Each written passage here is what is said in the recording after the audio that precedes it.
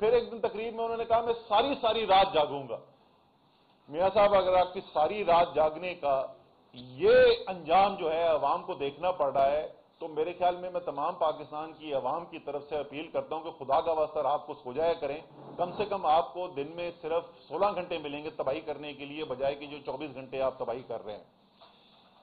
इसके बात यहां पर भी बदकिस्मती से खत्म नहीं होती। आगे हालात किस तरफ जा रहे हैं, ये मैंने भी आपको आमदनी का जिक्र किया। ये उन खुशकिस्मत लोगों के लिए है, उन दिहाड़ीदार मजदूरों के लिए है, उन मिलों में काम करने वालों के लिए है जिनके पास अभी तक रोजगार है।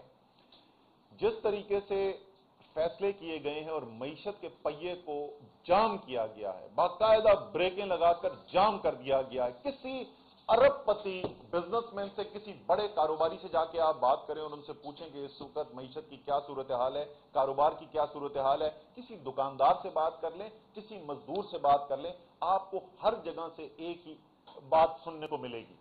मईशत जो है उसको बिल्कुल ब्रेकें लगाकर इस वक्त जाम कर दिया गया है। फैक्ट्रियां बंद हो रही हैं। सिर्फ टेक्सटाइल इंडस्ट्री वालों ने जो अपना तखमीना दिया है, 15 लाख मजदूर टेक्सटाइल के बेरोजगार हो गए। रोजगार शहरी इलाकों में